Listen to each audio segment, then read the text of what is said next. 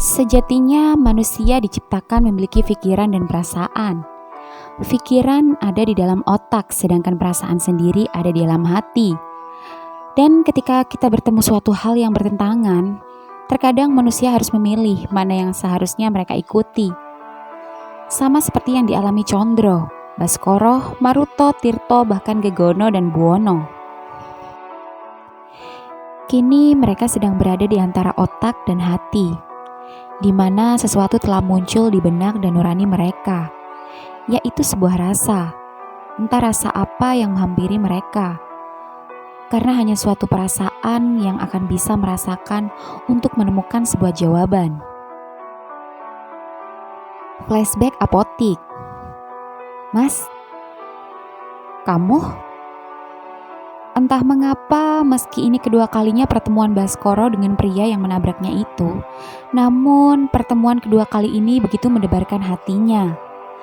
Sentuhan akibat genggaman tangan Condro membuat jantungnya berdenyut linu, tubuhnya bergetar, bak bumi berguncang, bagai tanah longsor di perbukitan. Sayang, ketemu, teriak Andin dari dalam mobil, yang seketika membuat genggaman tangan keduanya terlepas, karena kondom telah dirampas oleh Condro. Maaf, aku buru-buru.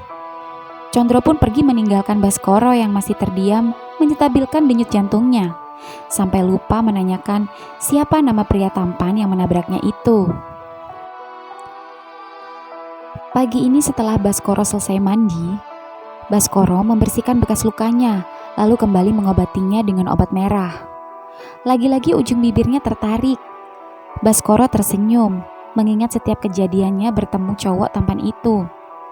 Dan aneh, semakin dia mengingat pria itu, semakin membuat jantungnya berdenyut campur linu.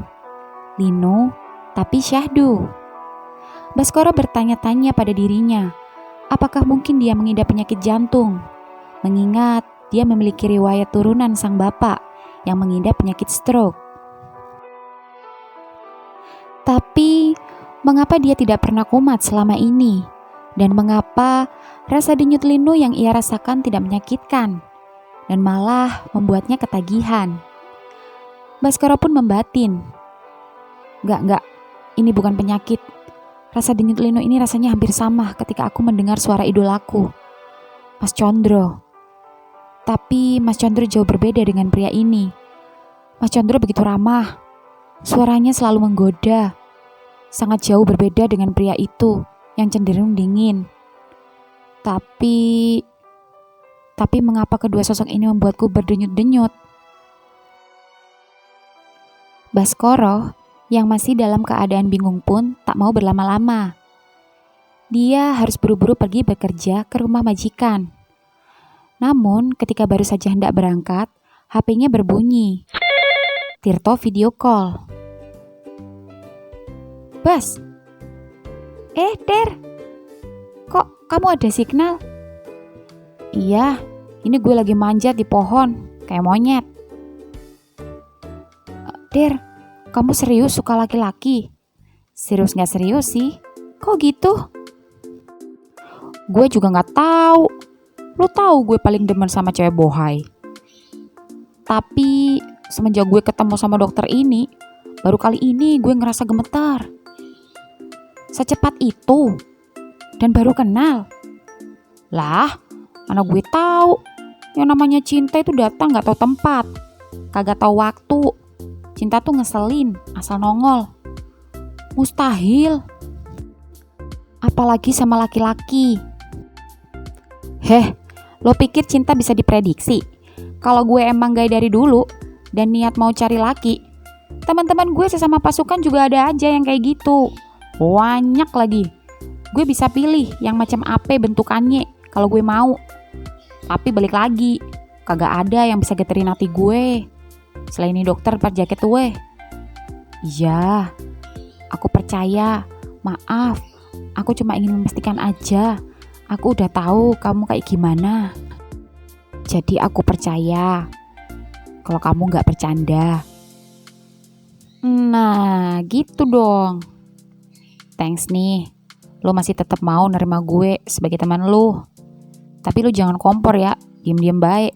Rahasia kita berdua. Kamu jangan khawatir, karena sejujurnya aku juga merasa hal aneh pada diriku. Hah? Maksud lu? Lu juga? Gue tahu. Pasti sama idola lu itu ya. Pasti udah ketemu nih. Bukan. Lah terus? Aku habis tabrakan sama cowok ganteng. Dan apa? Jantungku berdenyut-denyut. Denyut lino. Gimana gitu? Fix. Lo itu homo homo. Ya mbok jangan terburu-buru memvonisku homo seperti itu. Lawang aku masih suka sama perempuan cantik. Aduh Baskoro. Kagak usah ngelak deh lu, akuin aja. Sekarang gue mau tanya sama lu. Kalau emang lu doyan sama cewek, lu kan saban hari selalu ada aja tuh cewek ngedeketin lu, selalu dikerubungi sama cewek. Emang ada yang bikin lu berdenyut-denyut? Gak ada.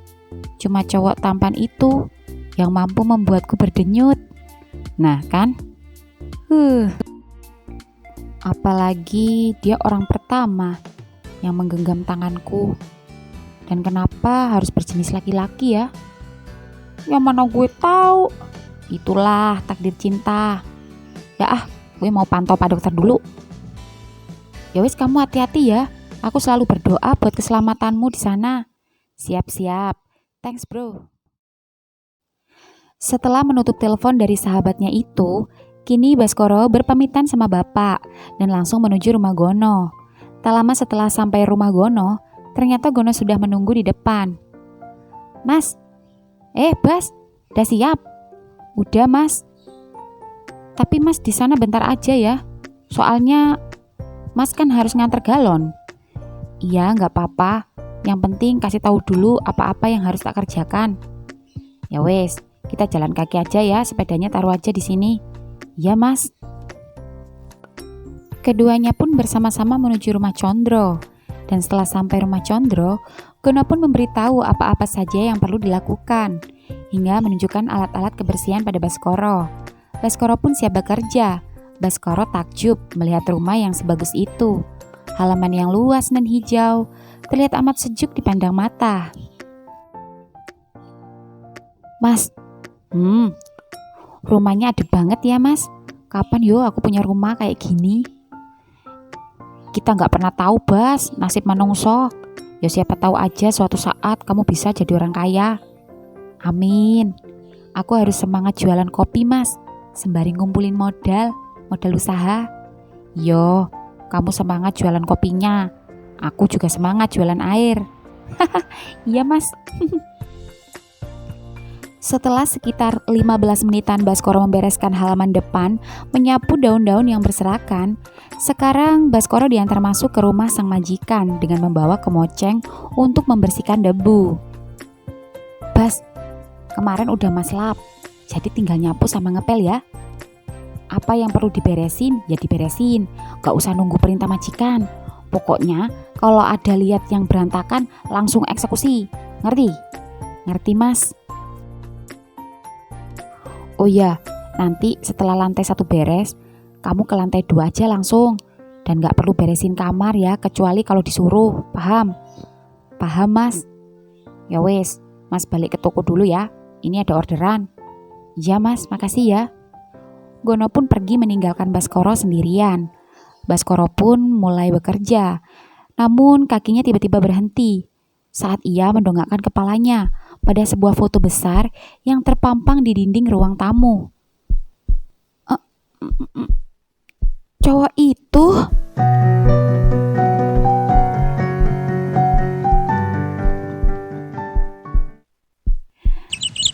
Pagi ini Mama Mevi sedang memasak sagu dan ikan tuna bakar. Sedangkan Tirto turut membantu membakar ubi jalar pesanan Dr. Maruto, sembari terus memantau pergerakan apabila musuh datang. Sedangkan Maruto masih mengecek kondisi Maria yang berangsur membaik. Namun meski dari semalam keduanya masih diam tanpa kata dan tak bertukur sapa kecuali situasi penting, Tirto pun memberanikan diri untuk mendekati Maruto. dengan membawa ubi jalar yang sudah matang. Tirto dengan langkah yang pelan dan hati berdebar kini menghampiri Maruto. Pak dokter, makanlah. Aku membakarnya sendiri untukmu. Maruto tidak menjawab. Dia tetap acuh pada Tirto, yang membuat Tirto berpikir jika dokter yang ditaksirnya itu kini sangat membencinya. Dok, makanlah, mumpung masih hangat. 2 kali Tirto mengajaknya bicara, namun Maruto tetap diam tak bergeming, membuat Tirto malu di depan Maria, karena gadis kecil itu memperhatikan keduanya. Dokter, makanlah ubi itu. Tentara itu menyuruhmu makan. Nanti kalau dokter tidak mau makan, dokter bisa sakit seperti Maria. Dan kalau dokter sakit, lalu siapa yang akan mengobati Maria dan lainnya? Mendengar kata-kata Maria yang luar biasa pemikirannya itu, dokter langsung mengangguk dan tersenyum, lalu hendak mengambil ubi yang diletakkan di meja. Namun ketika tangan sang dokter meraih satu buah ubi, panas. Dok, Tirto secara refleks menggenggam tangan Maruto dan mengambil ubi itu dari tangannya, lalu meniup-niup ubi panas itu serta membelah ubi itu dibagi 2, kemudian menyerahkannya kepada dokter tampan itu. Maruto menatap Tirto seperti hendak menolak ubi pemberian Tirto. Ini, ambil, sudah dingin. Dokter, ayo ambil. Pak tentara sudah berbaik hati mengupaskan ubi untukmu. Ambil, ucap Tirto meraih tangan kanan Maruto dan menyerahkan ubi itu kepadanya. Terima kasih. Sama-sama. Maruto pun mulai menikmati ubi tersebut. Dalam hatinya berkata, meski ia risih dengan perlakuan yang sok perhatian padanya, namun bakaran ubi yang dibakar dari tangan Tirto sangat terasa nikmat. Tingkat kematangannya begitu pas. Meski sebelumnya ia juga sempat mengkonsumsi ubi bakar yang dibakar oleh prajurit lain, namun ubi bakar hasil tangan Tirto sangatlah berbeda. Saking nikmatnya Maruto mengunyah, sampai-sampai ubi yang di piringnya kini ludes tak bersisa. Maria dan Tirto pun tersenyum memperhatikan Maruto. Selamat pagi. Pagi, siap komandan. Tirto dan Maruto seketika berdiri ketika melihat komandan datang bersama Serda Heru dan Harry yang telah kembali. Dokter, bagaimana kondisi Maria? Tanya komandan pada Maruto. Kondisinya mulai stabil, tapi masih perlu dipantau. Kalau begitu, untuk sementara, dokter di sini saja dulu, karena di bawah situasi masih belum kondusif. Jadi lebih aman dokter di sini. Siap. Saya siap ditugaskan di mana saja. Terima kasih dokter. Dan untuk pengamanan, saya memutuskan untuk menambah personil. Yang tadinya Serda Heru dan Harry saja, tapi sekarang Prada Tirto tak perlu kembali ke bawah. Tetap standby di sini. Yang lainnya saya bagi. Jadi kalian bisa bergantian menjaga apabila ada musuh datang. Mengerti? Siap, laksanakan. Ucap ketiga prajurit. Tapi siap. Ada yang perlu ditanyakan Pak Dokter? Maruto hendak berbicara sesuatu sembari melirik Tirto. Hal itu membuat Tirto ketakutan dalam hati. Mengingat sebelumnya ia akan mengancam, melaporkan pada komandan tentang orientasi seksualnya yang menyimpang. Tirto pun berdebar, tangannya mengeluarkan keringat. Komandan, siap dokter.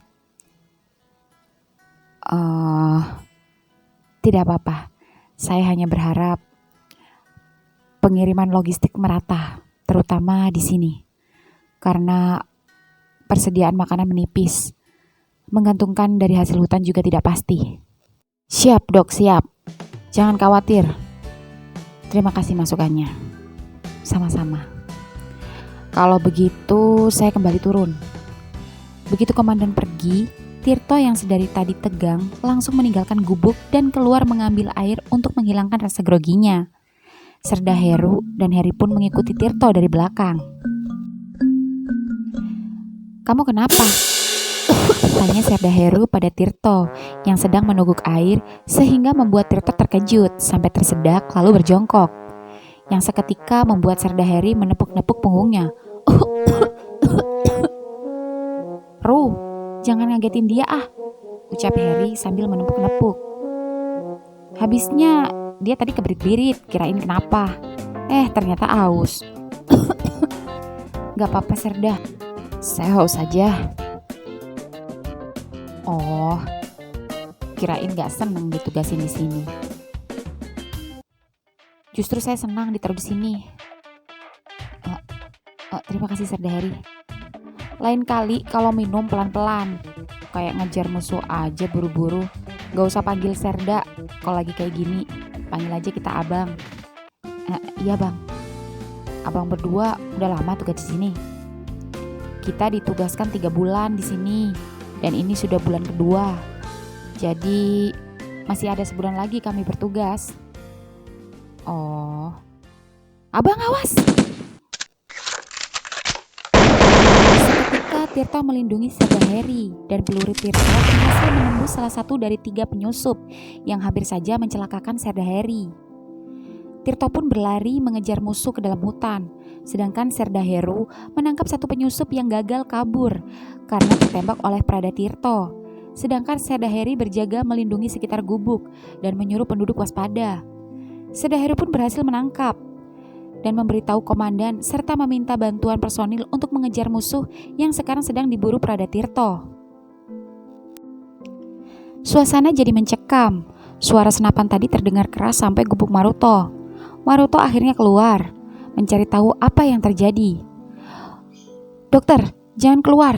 Tetap di dalam, musuh menyerang. Baiklah. Tapi di mana Prada Tirto? Prada Tirto mengejar musuh ke dalam hutan. Mendengar Tirto masuk ke dalam hutan sendirian mengejar musuh, entah mengapa dia merasakan kekhawatiran yang mendalam. Harusnya dia acuh dan tidak peduli.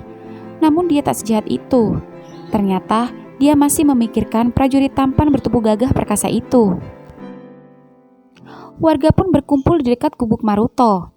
Beberapa warga laki-laki juga ikut membantu Serda mengamankan situasi.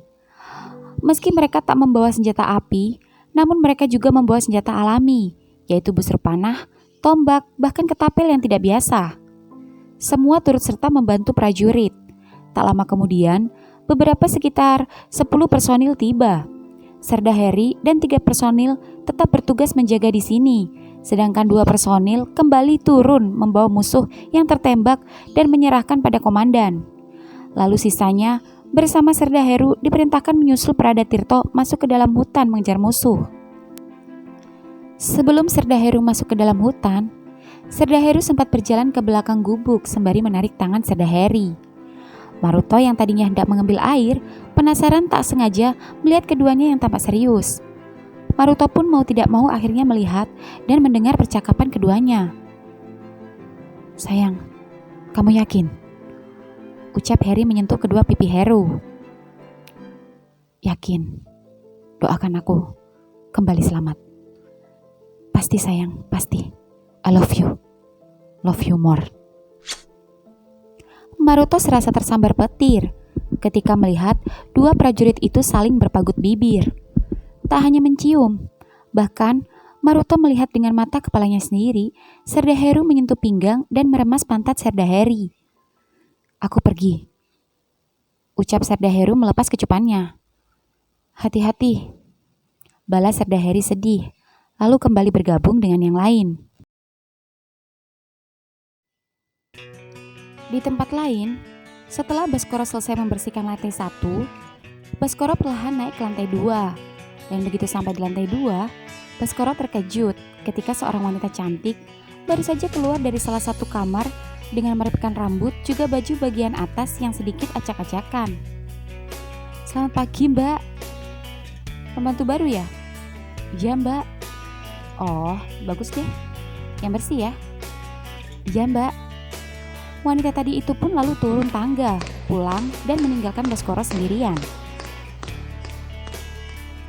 Belum hilang rasa kagetnya akibat seorang wanita cantik keluar dari kamar, Baskoro terkejut ketika melihat stiker yang menempel pada pintu. Stiker itu tak asing karena bertuliskan Pelangi Radio. Baskoro menelan ludah, wajahnya pucat. Lalu jari tangannya mulai mengambil HP dari sakunya. Dia memanggil Mas Gono.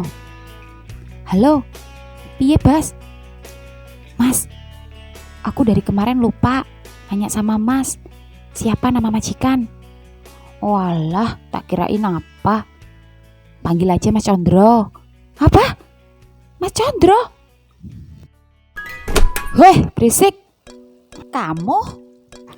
ucap Condro yang tiba-tiba membuka pintu yang membuat Baskoro terkejut sampai menjatuhkan sapu ke lantai. Bagaimana tidak? Baskoro tidak hanya terkejut karena majikannya kini adalah lelaki yang selama ini ia idolakan. Tapi ia juga terkejut karena tak sengaja melihat sebuah gundukan di balik CD berwarna putih milik Condro. Mas Condro, mas, itu. Astaga, brak. Condro pun saking malunya terpaksa menutup pintu kamarnya kembali. Sementara Condro masih di dalam kamar, Baskoro lagi-lagi menstabilkan denyut jantungnya sembari kembali menyapu dan membereskan lantai 2. Campur aduk rasa hati Baskoro ketika mengetahui bahwa Condro penyiar radio idolanya itu adalah pria yang menabraknya sekaligus saat ini menjadi majikannya. Baskoro berbicara dalam hatinya.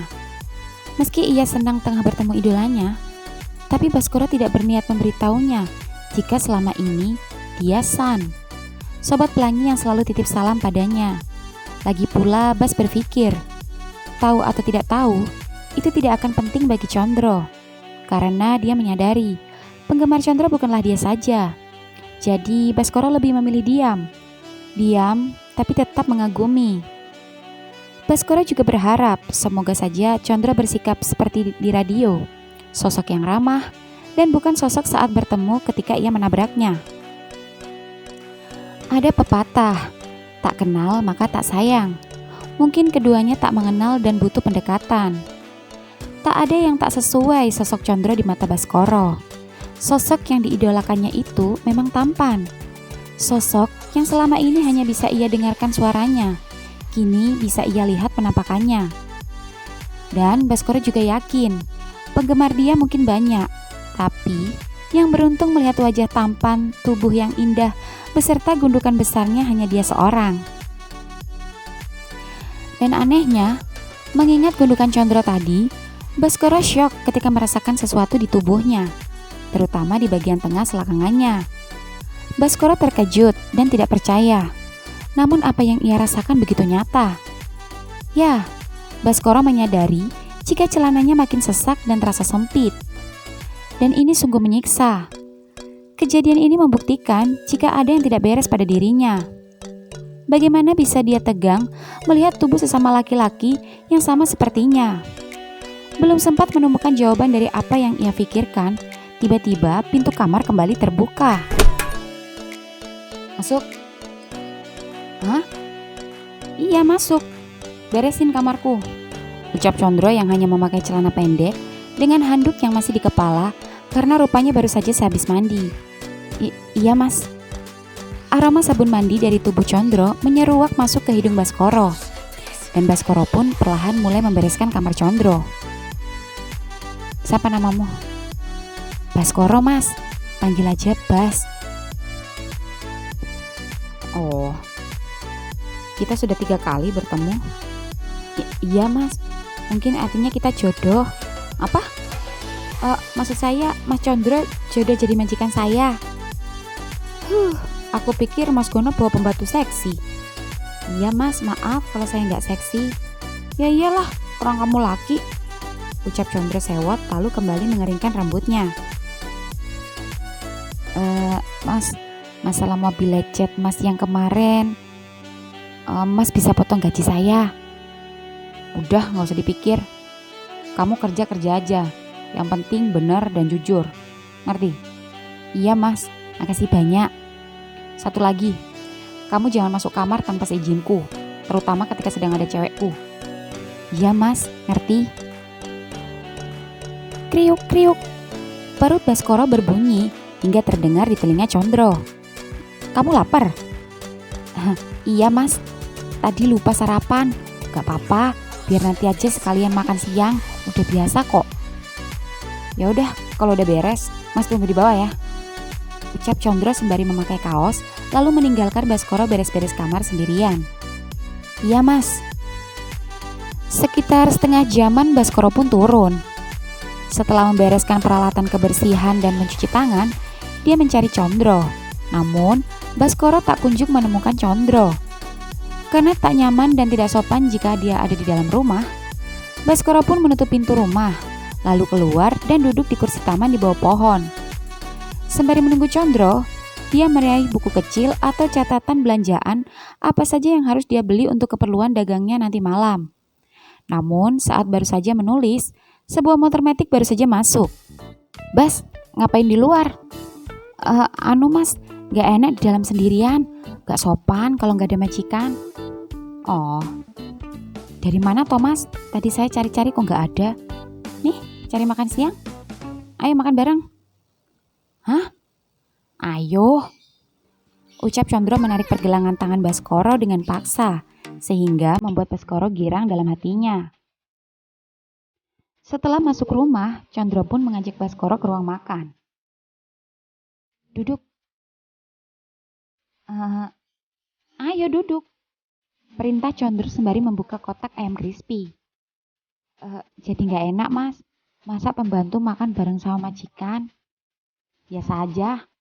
Mas Gono juga sering aku ajak makan bareng kalau lagi gabut sendiri. Makasih ya mas. Keduanya pun makan bersama. Condro tak sengaja diam-diam memperhatikan cara makan Baskoro yang aneh, konyol, tapi terlihat lucu. Bagaimana tidak?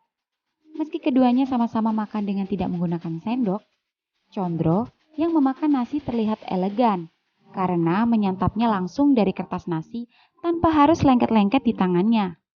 Sedangkan Baskoro yang memang anak kampung terlihat sangat lahap dan semangat mencakup nasi dengan tangannya sampai-sampai tangan dan mulutnya belepotan, juga dengan bibir comot-comotan.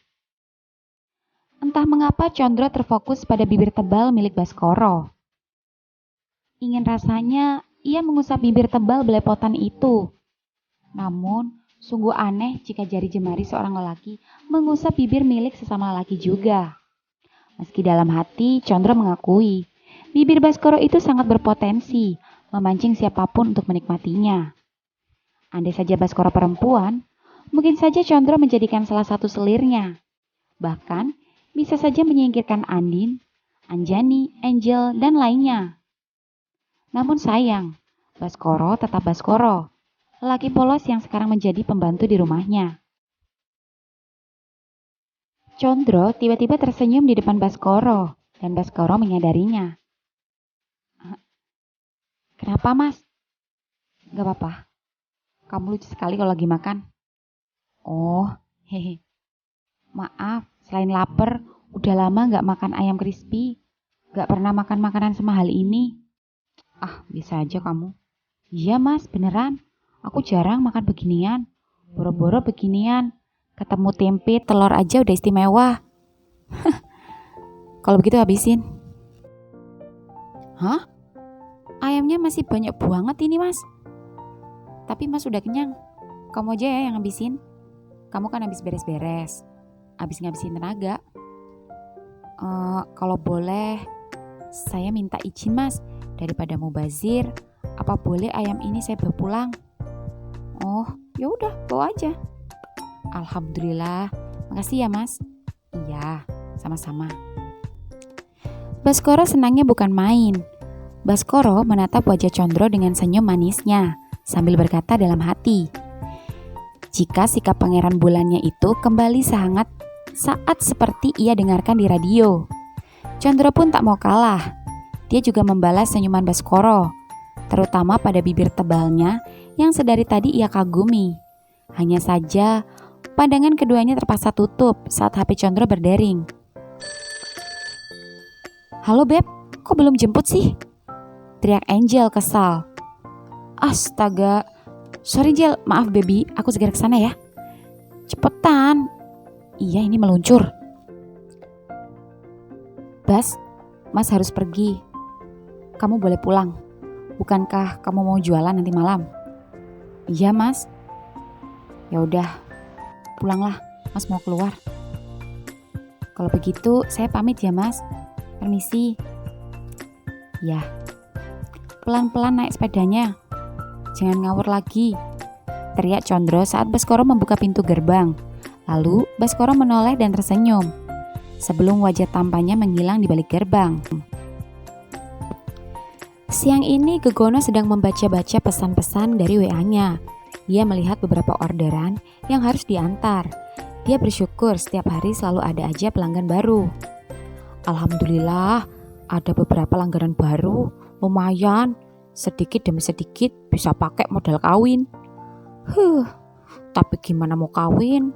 Calonnya aja belum ada.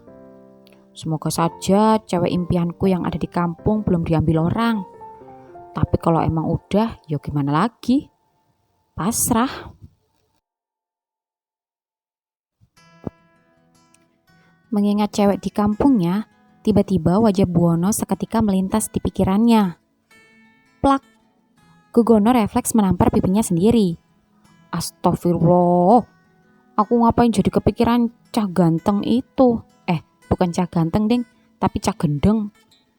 Lah gak gendeng gimana? Masa dia ngaku kalau suka laki-laki? Ancen stres.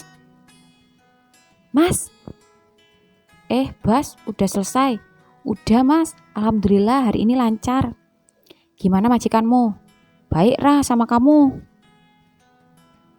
Baik banget, Mas. Dan Mas tahu nggak? Enggak.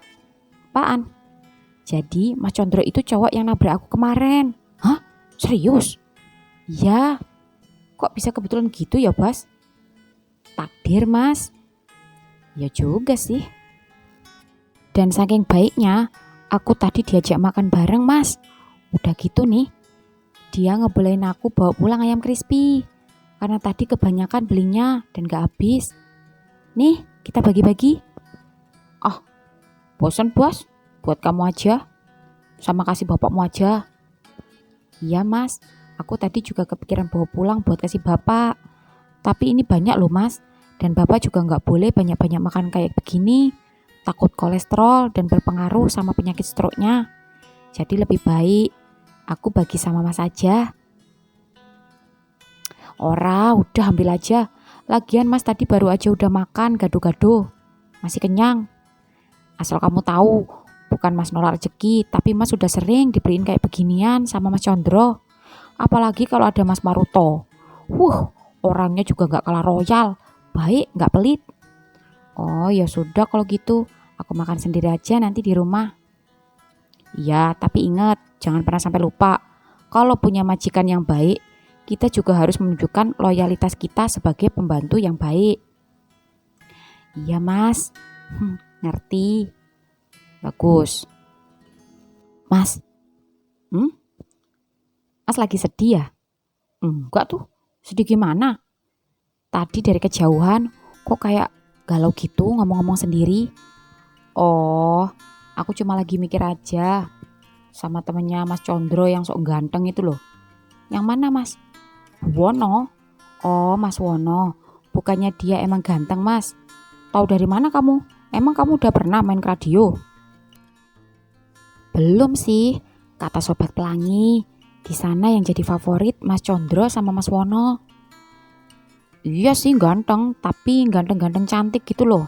Kalau kata anak sekarang itu cowok cantik yang kayak Korea-Korea gitu. Oh iya Mas, ngerti. Lah terus, kenapa Mas kepikiran sama dia?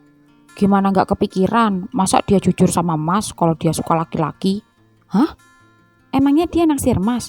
Dih, amit-amit jabang bayi, ojo sampai toh. Lah terus, kenapa dia bisa tiba-tiba jujur sama Mas? Ya gak tahu, mungkin dia gak terima pas aku katain cantik dan mirip sama cewekku di kampung. Dia terus sewot. Emang kalau dia cantik aku naksir? Ya aku jawab enggak lah, wong aku normal, emang homo. Dari situ dia ngomong sambil emosi. Emang kenapa kalau homo? Terus Mas jawab apa? Ya Mas jawab enggak apa-apa. Ya bingung juga mau jawab apa. Dibilang aneh, itu kan bukan urusan Mas. dia yang jalani. Dosa dia tanggung sendiri. Ya piye maneh. Saking kaget dan takutnya Mas nih, Mas asal kasih aja kartu nama Mas. Mas guyonin tuh, siapa tahu dia mau order air. Mukanya tetap tegang. Ya Mas milik kabur. Takut jadi panjang urusan. Oh gitu ya Mas, ucap Baskoro sambil merunduk. Lah, tapi Mas bener kan Bas? Bukannya orang kayak gitu itu aneh. Masa laki sama laki? Masa timun lawan timun? Sama-sama saling suka padahal saling punya. Iya sih, tapi meski sama-sama laki-laki, punya mereka kan juga nggak mungkin sama Thomas. Maksudmu timunnya yang gak sama? Satu lebih gede, satu panjang gitu? Apa satu agak miring gitu? Ih, kok jadi bahas timun sih Mas? Aku pulang dulu dah, mau belanja. Bas, aku belum selesai bahas terong Bas. Wah, dasar cak gemblung. Tapi benar juga kata si Bas, biarpun sesama lelaki juga gak sama. Badan aja pasti gedean aku, karena kebanyakan ngangkat galon. Bodinya aja langsing. Cuma menang bening aja sama baju yang bagus. Palingan timunku lebih gede dari punya dia. Setelah Baskoro pulang, Gegono langsung mantar air ke sebuah kompleks perumahan. Dan ini baru pertama kalinya dia masuk ke komplek perumahan yang sedikit agak jauh dari lapaknya. Dan begitu sampai alamat lokasi yang dituju, Gegono pun melihat cewek di pojokan taman yang sedang menyiram air, sembari bergoyang dengan posisi membelakanginya. Gegono pun langsung turun dari motor roda tiganya lalu berteriak, menyapa pemilik rumah yang sedang bergoyang itu. Permisi, air. Namun rupanya cewek itu tak bergeming, malah semakin kencang bergoyang ala anak TikTok. Permisi, buah, air buah. Halo, buah, yuhu. Gegono ternyata baru menyadari, pantas saja cewek itu budek dikarenakan memakai headset di telinganya. Kesal karena si cewek gak dengar-dengar, Gegono terpaksa menggeser pintu gerbang, lalu masuk dan tiba-tiba nongol di depan si cewek. Bia! Copot, cur! Cewek itu pun tak sengaja menyiram wajah bahkan sampai bajunya sampai basah kuyup. Aduh mbak, aduh, basah mbak. Waduh, maaf mas, gak sengaja. Habisnya aku lagi asik dengerin musik. Dan mas juga tiba-tiba nongol kayak setan. Gak apa-apa mbak, saya juga salah. Harusnya saya tunggu aja tadi sampai mbaknya selesai goyang. Aduh, jadi gak enak masnya, jadi basah semua. Gak apa-apa mbak. Oh iya, bentar saya ambil galonnya dulu. Iya mas. Nah ini dia, 2 ya galonnya. Iya mas, taruh sini aja, masnya basah soalnya. Berapa mas? 36 mbak. Bentar ya, tunggu di sini, saya ambil uang dulu. Iya mbak. Tak lama kemudian, cewek tadi keluar sembari membawa kaos untuk Gono. Ini mas, kembaliannya ambil aja sebagai rasa permintaan maaf saya karena udah buat mas basah. Dan ini kaos buat mas pakai. Aduh, repot-repot toh mbak, gak usah mbak, palingan ntar juga kering sendiri. Jangan gitu, bahaya. Ntar mas bisa masuk angin. Kalau mas masuk angin, ntar mas sakit. Kalau mas sakit, ntar siapa yang nganter air? Aduh, jadi gak enak. Mana kaosnya bagus banget lagi. Bahannya halus, lembut. Udah, pakai aja. Pakai. Gak apa-apa nih mbak. Iya, gak apa-apa. Gegono pun langsung membuka kaosnya di depan si cewek. Yang membuat si cewek itu terkagum-kagum oleh cetakan otot yang terbentuk di tubuh Gegono. Wah, badannya bagus banget mas. Biasa aja mbak, mungkin karena kebanyakan ngangkat galon. Wah, emang tukang air damage-nya gak wajar? Mbak ini, ngomong-ngomong boleh dong kita kenalan? Boleh aja, Lintang. Gono, hehe. Ya udah, kalau butuh apa-apa hubungin aja saya. Jangankan butuh air, butuh tempat bersandar pun saya siap mbak. Iya mas ganteng, makasih loh. Mari. Iya. Ting ting, Gono pun mengedipkan mata sebelum ia akhirnya pergi melanjutkan mengantar air. Di perbatasan, Langit sudah hampir gelap, namun Tirto, Serdaheru, dan juga personil lainnya belum juga kembali. Dokter Maruto yang sedari tadi memantau kondisi Maria yang semakin membaik, lalu mencoba keluar gubuk menghampiri Serdaheri. Serdaheri? Siap, dokter. Apa sudah ada kabar dari para Serdaheru? Prada Tirto dan personil lainnya? Siap. Belum, dok. Nanti kalau sudah ada kabar lebih lanjut lagi, saya akan beritahu. Mereka masih dalam pengejaran. Baiklah, terima kasih. Maaf, ini sudah ketiga kalinya dokter menanyakan mereka. Apa dokter kenal dekat dengan salah satu dari mereka? Maksud saya, apa dokter masih memiliki hubungan keluarga? Mungkin dengan Prada Tirto atau personil yang lain? Tidak, saya hanya mengkhawatirkan keselamatan mereka. Itu saja. Dokter tenang saja, kami sudah dilatih di medan tempur. Kita sama-sama berdoa saja, supaya anggota kita selamat. Iya, saya berharap begitu.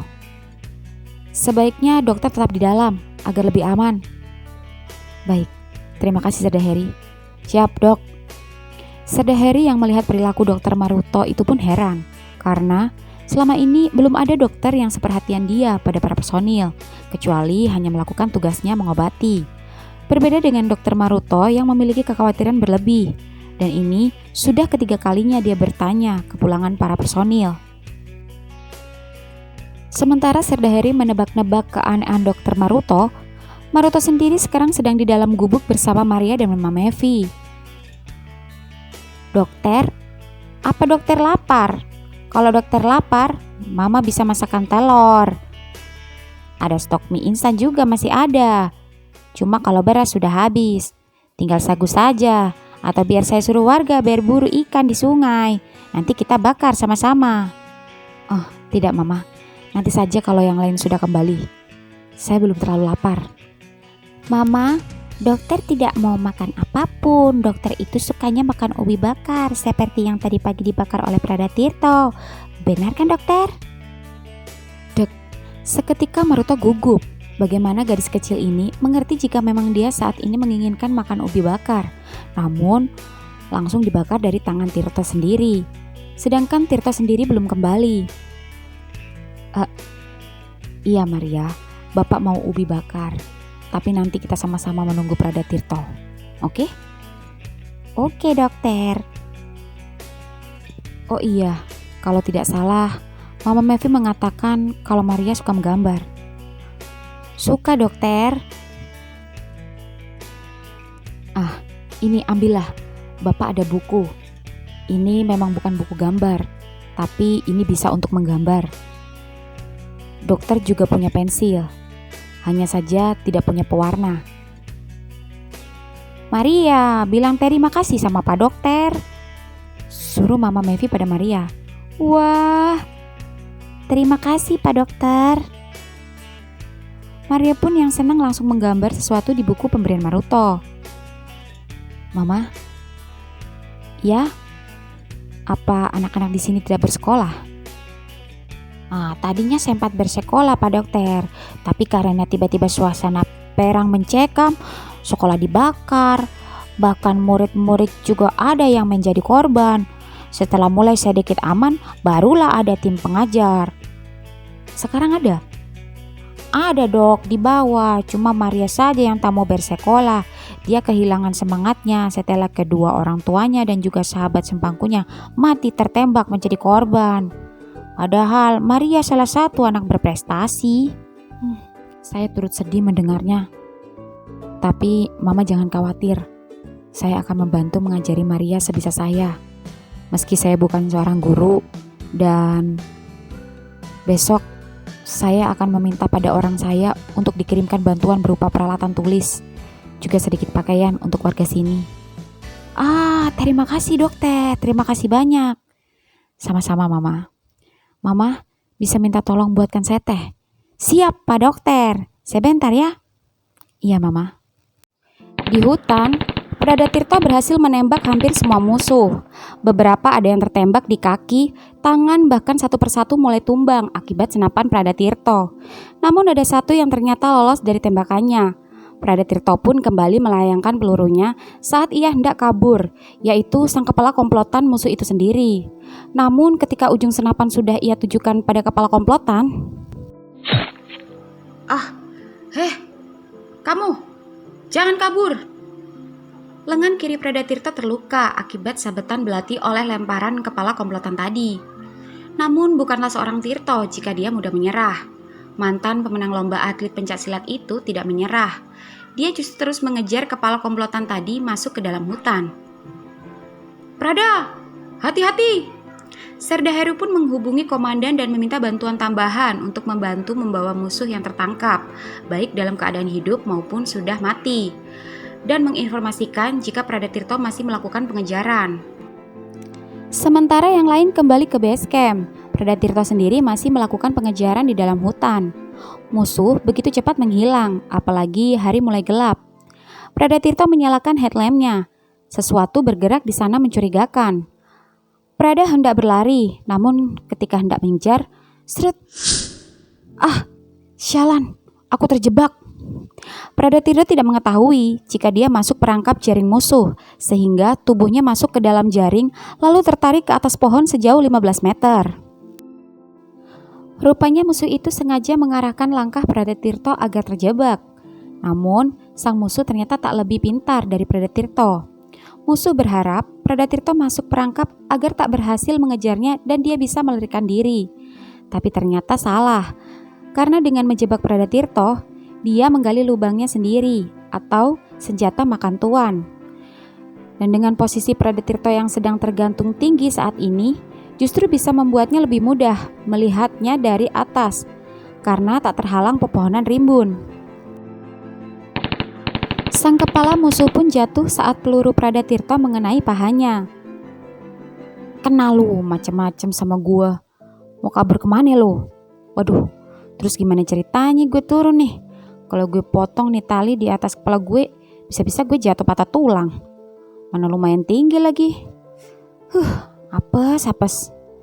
Aduh, mana perih banget lagi bekas belati. Ya, sobek deh lengan gue. Pradatirto pun tak kehilangan akal. Dia pun mengambil belati milik musuh yang tadi mengores lengannya, lalu kemudian mengambil tali yang selalu ia bawa di ranselnya. Lalu mulai mengikatkan tali tersebut pada jaring yang membungkus tubuhnya. Dan begitu tali itu terikat rapat, barulah Pradatirto menyobek jaring, lalu turun perlahan menggunakan tali ke bawah. Alhamdulillah. Gue sobek baju lo buat ngikat luka gue. Krek. Yang coba-coba kabur. Buk. Ucap Pradatirto menendang kaki musuh yang terluka. Cepat katakan. Di mana kelompok lo yang lain? Jawab. Musuh itu tak menjawab. Entah dia tak mau memberitahu atau bingung tidak mengerti bahasa Prada. Lo ngerti kagak omongan gua? Waduh, malah plong-plong kayak kebo. Dan gue tembak aja pala lo.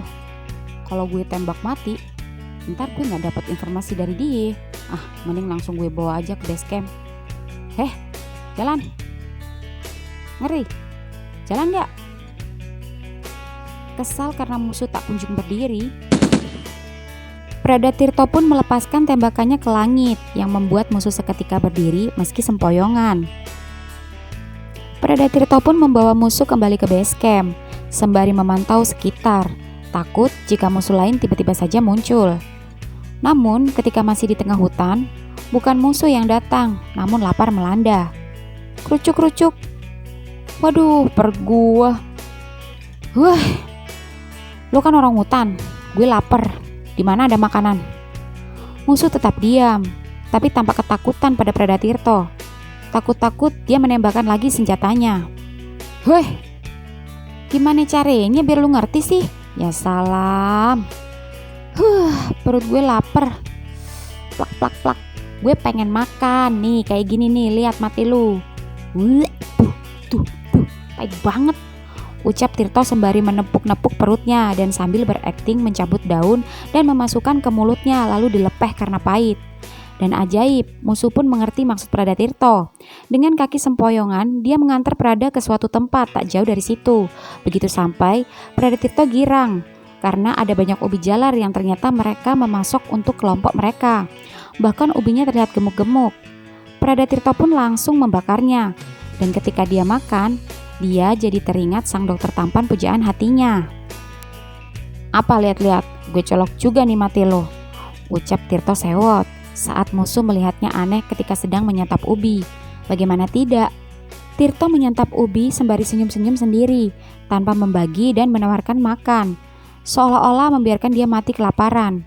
Tirto pun cuek, dan setelah merasa perutnya terisi, dia melanjutkan kembali ke base camp. Di gubuk, Maruto tampak gelisah.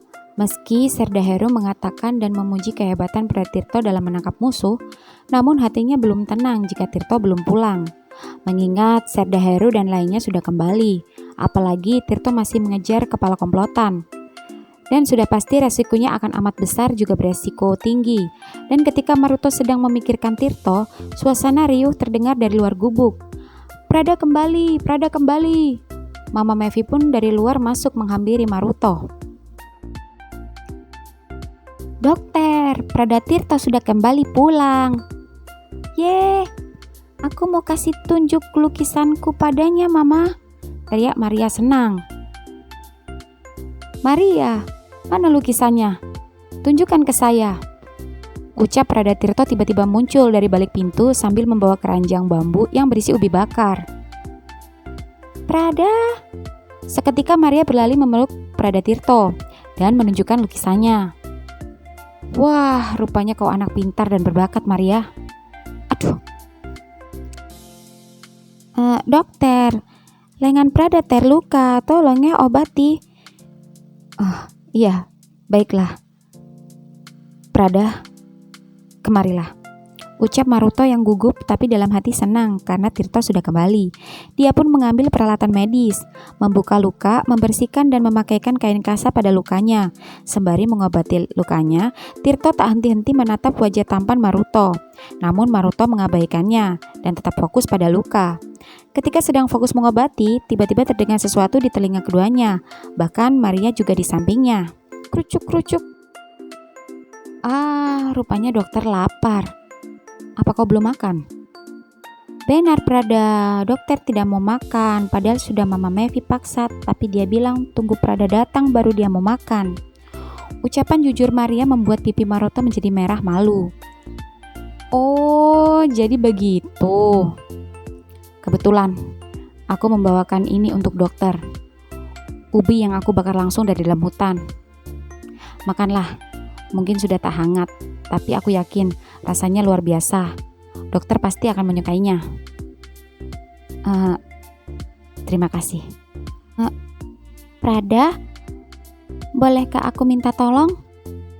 Tentu, Maria. Apa yang bisa kulakukan untukmu? Aku ingin melukis Prada berdua bersama dokter. Apa? Hah? Sontak keduanya kaget dan saling melempar pandangan satu sama lainnya, seperti menunjukkan penolakan, dan itu membuat Maria terlihat sedih. Apa kalian keberatan?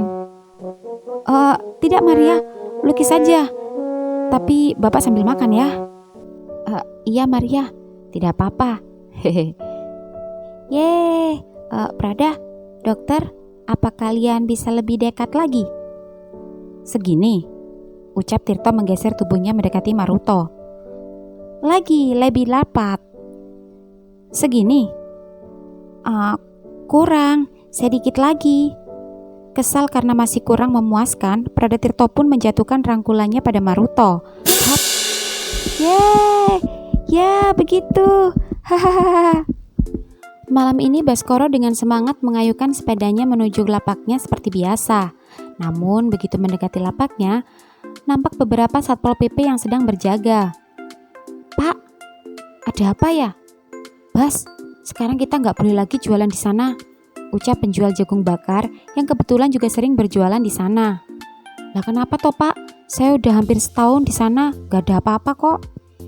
Iya, di samping Koramil mau dibangun perumahan, jadi kita nggak bisa lagi jualan di sana. Soalnya jalanan umum untuk keluar masuk. Ya ampun, lah terus kita jualan di mana?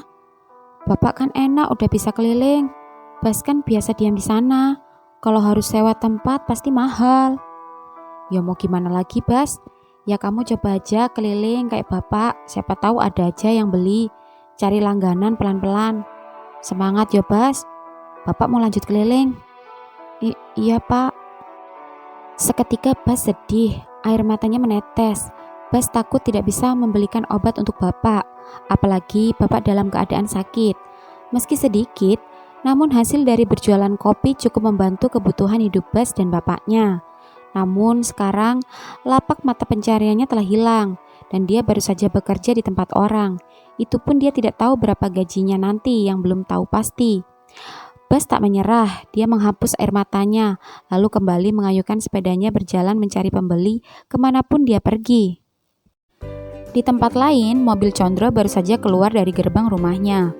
Sebelum keluar gang, Condro sempat mampir terlebih dahulu ke toko Gono. Mas, persiapan? Iya. Nih, duit galon kemarin. Main kabur aja. Lah, kok lebih, Mas? Iya, itu buat yang diantar sekarang ya. 2 galon aja. Siap. Eits. Wih, Mas Gono pakai baju baru nih. Hehe, dikasih cewek, Mas. Langganan air. Gimana? Aku ganteng toh? Iya, ganteng. Tapi kok kayak familiar ya? Ah, mungkin baju kayak gitu banyak yang punya. Iya, mungkin, Mas. Yaudah, habis ini kirim ya. Oke, Bos. Condro pun sekarang melajukan mobilnya menuju studio. Di perjalanan ketika hampir keluar gang, Condro tiba-tiba teringat Baskoro. Dia masih tidak percaya jika berawal dari tabrakan yang tak sengaja itu, kini bocah itu menjadi asisten rumah tangganya. Entah mengapa bibirnya menyunggingkan senyum saat mobil telah keluar gang. Lagi-lagi Condro mengingat bibir tebal Baskoro. Sampai-sampai ia tak sadar jika sambil menyetir, dia juga sambil menggigit bibir dan membasahi bibirnya sendiri. Enggak, ini enggak benar. Kenapa aku jadi kepikiran dia sih? Dia itu hanya anak laki-laki biasa. Begitu sangat menjijikan jika aku memikirkan dia. Serasa apa bedanya aku sama Wono? Ini pasti gara-gara ketularan Wono. Enggak, aku harus kuat. Aku harus tetap di jalan yang lurus. Cukup Wono saja yang belok. Aku ingin tetap lempeng. Tahan Condro, tahan. Ya, aku harus tahan. Aku masih waras. Aku masih normal. Aku masih doyan cewek. Aku playboy. Condro bingung dengan apa yang terjadi padanya. Dia mencoba membuang pikirannya tentang Baskoro. Namun dia baru ingat jika Baskoro berjualan kopi di samping Koramil. Dan kebetulan saat ini mobil Condro hampir melewati Koramil. Condro pun melambatkan laju mobilnya. Tapi begitu mobilnya sudah tepat di depan Koramil, tak ada satu orang yang berjualan. Sunyi, sepi, hanya terlihat petugas TNI yang sedang berjaga di pintu masuk Koramil. Entah mengapa Condro tiba-tiba ingin menghubungi Baskoro, tapi Condro lupa jika dia belum memiliki nomor Baskoro. Condro jadi menyesal karena ia sempat membuang nomor teleponnya saat tabrakan waktu itu. Condro pun hendak meminta nomor Baskoro lewat Gono, namun urung. Gak. Tadi kan aku udah niat mau buang-buang jauh pikiranku tentang tuh anak. Kenapa sekarang jadi mau minta nomor HP-nya? Kenapa jadi ngawur gini sih? Astaga, bentar lagi udah waktunya siaran. Condro pun buru-buru ke studio karena waktunya sudah mepet. Di saat Condro terburu-buru ke studio, Bu Wono sendiri malah masih sibuk dengan lemari pakaiannya. Sudah hampir 15 menit Wono menghabiskan waktu mengobrak-abrik pakaiannya. Namun apa yang ia cari tak kunjung ia temukan. Ketika asik mencari, HP-nya berbunyi. Won, kok belum datang? Aku udah di studio loh. Iya, sorry, gue masih cari kaos gue yang hilang. Asem. Dandan aja lama udah kayak cewek. Yaudah, lo duluan on air dah. Gue kayaknya telat dikit.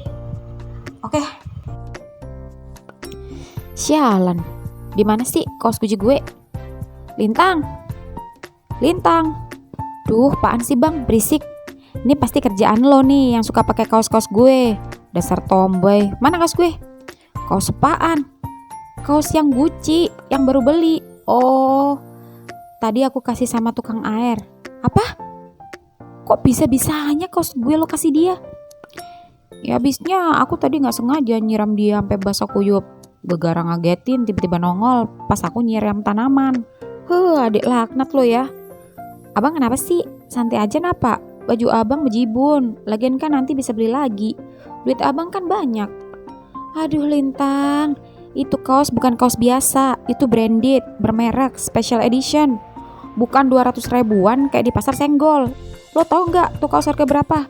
Berapa emang? 5 juta. What? Wah, sorry abang, aku nggak tahu. Habisnya tadi asal ambil. Kasihan mas-masnya takut masuk angin kedinginan. Jadi mana tahu kaos mahal atau enggak. Aduh, gimana dong? Mulai bulan depan sebagai hukumannya jatah jajan lo abang potong. Ya, abang. Bang, jangan dong bang. Bodoh amat. Bu Wono pun mengambil kemeja warna biru, lalu menyemprotkan parfum, kemudian mengambil tasnya, lalu mengabaikan sang adik yang merengek-rengek. Lalu tergesa-gesa berangkat ke studio. 90,2 FM Pelangi Radio. Hehehe, balik lagi malam ini sama Condro. Condro hadir lebih awal yang bakal nemenin Sobat Pelangi 2 jam ke depan sampai jam 10 nanti. Karena malam ini Condro gak sendirian. Malam ini ada Wono yang bakal nemenin Condro. Pasti bakalan seru karena malam ini edisi spesial. Jika beberapa waktu yang lalu kita bahas tema tentang LDR, malam ini kita akan ngebahas sesuatu yang sedikit berbeda, yaitu tentang cinta sejenis. Jadi penasaran, kira-kira ada gak ya Sobat Pelangi yang mengalami cinta sejenis? Dan yang lagi pusing mau sharing or sekedar greeting-greeting, monggo Condro tunggu, silahkan langsung aja meluncur ke 081 bla bla bla bla bla bla. So, sembari nunggu Wono dateng, Condro kasih yang udah banyak yang request dari tadi. Keep stay tune on Pelangi Radio, ini dia Drive Katakanlah. Saat lagu masih diputar, Wono pun baru sampai dan masuk studio. Namun baru saja Wono hendak duduk, pintu studio terbuka menampakkan Gono yang tampak berbeda dan terlihat lebih tampan karena penampilan yang tak biasa. Sayangnya, penampilannya kali ini bukannya memancing pujian, justru malah memancing kemarahan seseorang. Ya, orang yang terpancing itu adalah Wono. Wono langsung beranjak dari kursinya dan menghampiri Gono yang membuat Condro terkejut. Balikin kaos gue, lepas. Sembarangan aja. Kaos itu gimana? Iya, ini kaos gue, cepetan buka. Gak bisa, ini kaos pemberian cewek saya. Cewek palelo, ngaku-ngaku cewek Lintang lagi. Lah, kok tahu Mbak Lintang? Lintang itu adik gue, goblok. Dan kaos yang lo pakai itu kaos gue, dia asal ambil di lemari gue. Apa? Buru balikin. Tapi kalau dibalikin saya nggak pakai baju dong pulang. Bodoh amat, bukan urusan gue. Lo mau pakai baju kek, kagak kek, mau pakai sempaknya doang juga gue bodoh amat. Balikin kaos mahal gue. Gak bisa, saya nggak tahu apa-apa. Bukan salah saya nggak mau pulang telanjang dada, takut masuk angin. Kalau situ mau kaos ini, besok aja saya balikin. Kaosnya saya pinjam dulu. Nggak bisa, keburu apek sama keringet lo. Enak aja, keringet saya wangi, nggak bau apek. Kelamaan. Buka nggak? Enggak. Buka nggak? Wono terus memaksa melepas kaos Gono. Kejadian itu membuat Condro kewalahan sampai tak mampu melerai keduanya. Suasana studio pun ricuh oleh keduanya. Aduh, Mas Gono, ini lagi, Won. Kenapa jadi gini? Wono pun terdiam sepersekian detik ketika berhasil merampas kaosnya dari tubuh Gono. Bagaimana tidak, Wono yang memiliki hasrat pada seorang laki-laki tidak menampik jika tubuh Gono memang cukup menggoda. Situ malah bengong. Siapa yang bengong? Yaudah, gini aja. Oke, kaos itu tak balikin, tapi kemeja situ siniin, kasih pinjem sama saya. Gak mau, enak aja. Kok jadi orang egois toh? Pinjemin gak? Kagak bakal. Ngeyel banget Manong Soiki. Wes aku ndak mau tahu, pokoknya aku pulang nggak mau telanjang. Kamu mau apa? Lepas. Tante, tolongin gue, malah diem aja lo. Aduh, gimana ini? Biarin aja mas, jangan ikut campur, ini urusanku sama dia. Adegan buka tutup kemeja pun terjadi. Saking kerasnya tarikan Gono, kejadian tak terduga pun terjadi. Lepasin, goblok, wah, kriek. Seketika mata Wono terpejam saat merasakan ujung bibir Gono jatuh mengecup puting hitam, namun tapak mungil miliknya yang tak sengaja terbuka lebar karena sobek akibat tarikan kuat tangan Gono. Adegan ini pun membuat Condro malu dan menutup matanya. Gono pun melepas kecupannya, lalu mengusap-usap bibirnya dan berlari kabur keluar studio tanpa menggunakan baju. Asem, apes, angel. Bukannya bibir perjakaku ini jatuh nyosor di susu perawan apa janda montok, empuk ginuk-ginuk malah nyungsep di susu tepos punya lanangan. Tuh. Cuy, sampai rumah kudu dibilas 7 kali, ini najis. Ketika Gono baru saja keluar dari kantor radio lalu pulang, Baskoro sendiri baru saja sampai dan berhenti tepat di bawah pohon di pinggir jalan di depan kantor pelangi radio yang tampak sepi, tak ada satupun kendaraan berlalu lalang. Apalagi cuaca malam ini terlihat akan turun hujan. Baskoro tidak menyadari jika saat ini dia di depan kantor radio favoritnya. Karena memang Baskoro belum pernah berkunjung ataupun sekedar main-main di sana. Sedari tadi pun dia tak sempat menyalakan radio karena terpaksa harus keliling agar dapat pembeli. Namun sayang, sampai saat ini jualannya masih sepi. Tak lama kemudian perutnya berbunyi, kelaparan karena habis keliling. Baskoro pun mengeluarkan bekal yang ia bawa, lalu dia makan di bawah pohon. Ketika Condro sedang membaca salam-salam dari Sobat Pelangi, Wono masih berusaha mengatur nafas. Dan tak berapa lama kemudian, Wono mulai on air seperti biasa dan bersikap profesional. Sembari Wono ngobrol dengan Sobat Pelangi lewat telepon, Condro sendiri sibuk mencari pesan-pesan dari seseorang atau fans spesial yang membuat ia penasaran. Siapa lagi kalau bukan San? Tumben malam ini San tidak muncul. Entah mengapa Condro merindukan San. Tapi anehnya, ketika merindukan San, rasa itu sama saat ia merindukan Baskoro. Lagi-lagi Condro berpikir realistis. Condro lebih memilih San, karena di bayangan Condro selama ini, San adalah seorang gadis yang cantik. Dan Condro berharap semoga San sesuai dengan ekspektasinya, jika suatu saat bisa dipertemukan. Memikirkan San membuat tenggorokan Condro haus. Condro pun beranjak dari tempat duduknya, menuju pantry untuk berniat membuat kopi. Namun sayang, kopi di pantry habis. Ia terpaksa menyuruh OB untuk membeli kopi ke minimarket. Mas, tolong ke minimarket bentar ya, beliin kopi. Mumpung belum hujan. Kayaknya mau hujan tuh. Nah kan, baru aja diomongin, udah gerimis aja. Oh, tenang mas, gak usah ke minimarket. Tadi di bawah aku kayak lihat tumben ada pedagang kopi berhenti di depan. Oh ya, masa sih? Di sebelah mana? Ada di bawah pohon mas. Condro pun mengintip di jendela kaca studio dari lantai 2 dan seketika matanya terbelalak. Baskoro? Condro kaget saat melihat Baskoro sedang makan di bawah pohon sendirian. Lebih kaget dan terenyuh lagi ketika Condro mengetahui jika Baskoro sedang makan ayam crispy yang tadi siang sempat ia belikan untuk makan siang keduanya. Ditambah ia yang kini tampak kebingungan berteduh karena gerimis yang semakin lama semakin deras. Condro pun tak berpikir lama. Dia langsung turun ke lantai 1, lalu berlari keluar kantor sembari membuka jaketnya. Lalu menutupi... Hap! Mas Condro?